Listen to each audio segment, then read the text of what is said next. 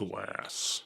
Hello everybody, so I just got back from watching Glass. I'm a day late, but my work schedule got involved and that's why I didn't get to see it yesterday. But I saw it today, and Glass just tells the simple story, if you haven't seen it and you're curious about what's Glass all about. Well, I'll tell you. Glass is just a story about three guys and they all have supernatural abilities, and there's a doctor who takes them into the psychiatric ward because she wants to evaluate them and tell them that they are full of shit and that they really do not have powers. This is a sequel to Split, which was a surprise sequel to Unbreakable, which came out like 19 years ago, early 2000s, late 90s.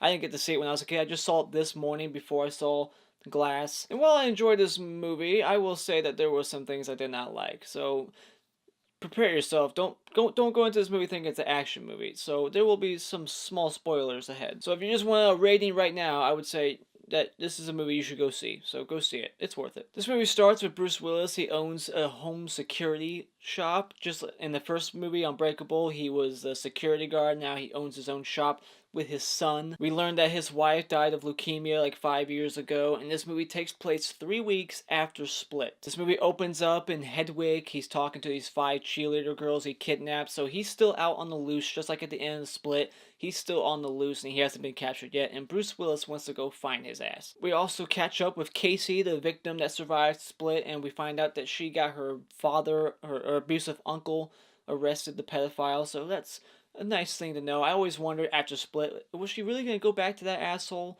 after all the things we just saw and learned about her character? And the answer is no. She gets that bastard arrested, so that's always good. We also see that Bruce Willis is still rocking that raincoat, and basically it's the raincoat from I Know What You Did Last Summer. The only thing missing is a hook. He looks like he should be killing teenagers like Jennifer Love Hewitt. But let's go over all my positives for this movie. So first off, I like that they got actors to come back. Even the actor who plays Bruce Willis' son, you know him immediately. When you see his face, even if the last movie you ever saw with that actor was just like Unbreakable, I don't know what he's done since, but watching Unbreakable and watching this movie, you're just like, wow, that looks just like that kid. Because it is him. It looks just like him. I like that M. Night Shyamalan has a cameo in this movie, just like he did in Unbreakable, except his cameo in this movie is the same cameo in Unbreakable, and he even makes reference to it. The beginning of this movie is fairly entertaining. It's entertaining because you got James McAvoy, and his acting is amazing in this movie. Once again, we get to see a lot more from him in this film. He gets to shine even more than he did in Split. He really is the main focus point of this movie. He's the thing that Glass needs for his plan to succeed, and he's the thing that Bruce Willis needs to defeat. So he's like right in the middle, and he's basically the audience's focus and main entertainment. We get to see a lot more of the personalities that he has in the first movie. My complaint with that film was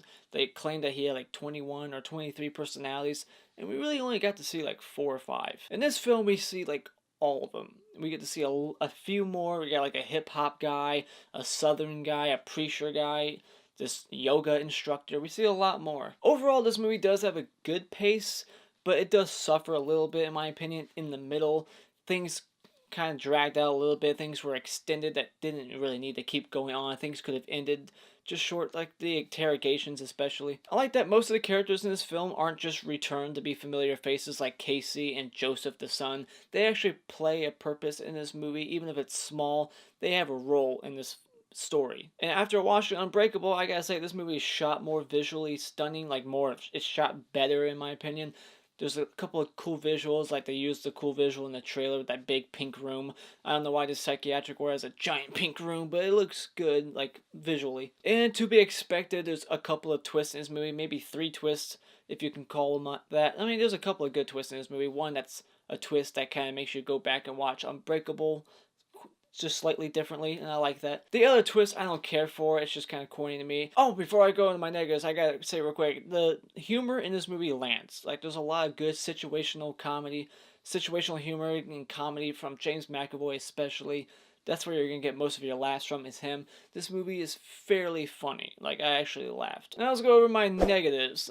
Glass's mom, she's miraculously still alive. I don't know how old she is, 100, but I don't see a purpose for her role. Like, thinking about it, I feel like I must have missed something, because she should have had some role, but what did she do? She was just kind of just there. I kind of went into this movie with the wrong expectations, so that's why this is on my negatives, but the action is very minimal. There's a little bit of like action in the beginning, but it's not lit well. It's like they purposely shot it dark, so therefore you couldn't really see what was happening between Bruce Willis and James McAvoy. Like, you didn't really see what was happening. It was very dark, so that action wasn't satisfactory. And then the action towards the end, it just kind of keeps cutting away from the action a bunch, and it just wasn't that satisfactory. Excuse me, I'm tired, sorry. The action could have just been more, like, longer or just more entertaining while it was happening. And like I said earlier, the pacing issue I had with this movie was in the middle. And I feel like a lot of people might have that same problem, because I've talked to some people and they said the same thing. In the middle, it just kind of just goes down, and you're like, wait, is this what the rest of the movie is going to be like? And then it kind of goes up towards the end, and you start having more fun. But the middle, I just feel like there could have been some stuff taken out. In fact, I would say this movie is probably 5 to 10 minutes too long. Some things didn't really need to be there. Some things didn't really serve a purpose. They were kind of just there to be like a little callback to the first movie. And I gotta say, this hospital has the worst staff ever. There's barely any staff here. And I guess I know why, because they got no fucking patients there. The only 3 people there are the 3 people we're following. And then, like, you get this one shot of a couple people in the distance kind of walking. But other than that, this place is fucking empty, and it's huge. Therefore, when you're watching it, it just feels low budget because of it. It's like, is this place supposed to be empty? Or is it just low budget and they couldn't afford extras? Like, why is there nobody around? Is it just I don't know, I didn't get it. I feel like if you're not familiar with comic books like me, I'm not, there's a lot of dialogue in this movie and things being said where I can't follow, because they're always talking about like these comic book tropes and things that happen in comic books, and I'm just like, I'm not following you because I don't understand that shit. So therefore, I feel like this movie really appeals to comic book fans more than just moviegoers. And I will say the ending is unsatisfactory. I feel like this movie was just trying to close the book real quick, just kind of like, just end the trilogy and say, hey, we are not making another one, so don't even think about it, because spoiler alert, they're all dead. They're done. I already said spoilers at the beginning, so yeah. They're all dead, and it's very not satisfactory at all, and Joseph barely gets any time to show any remorse. He's like at the train station a minute later, same day I think, maybe the next day, and he's like not even sad about it. I'd still be crying in my bedroom. And yeah, that train station scene didn't even need to be there. The movie could have just been over already.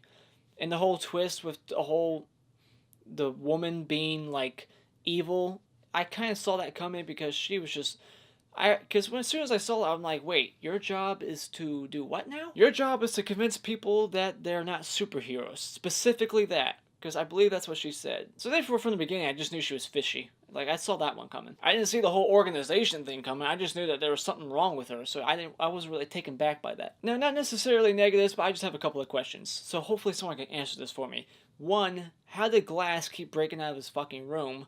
And 2, why were the police there outside the factory at the beginning to capture Bruce Willis and James McAvoy? Like, they start this fight, and the cheerleaders run out, and then like a minute later, they're outside, and all these cops and lights and equipment are set up to capture them. Just boom, right there. I would just like to know how they were alerted and told that that shit was happening. Did somebody already alert the police? And if somebody did alert the police, why was the psychiatrist there? But overall, I did have a good time. This movie has some entertainment to it. Don't go into it thinking it's an action-packed film. It's not about that at all. It's more just story. So therefore, I gotta say, when it comes to Glass, that this movie is decent enough to go see at theaters full price. And I would say when it comes out to DVD and Blu-ray that I recommend you go out and buy it. Those are my thoughts on Glass. Have you seen this M. Night Shyamalan trilogy finale yet? Let me know what you thought about it in the comments below. Is this your favorite of the trilogy? Mine's split. Let me know what you thought about this movie in the comments below. Thank you so much for watching, and if you want to support this video, you can do so by clicking on this like button over here, and you can support my channel by being a subscriber by clicking on my cartoon face in 5 seconds if you haven't subscribed already. And until next time, auf Wiedersehen.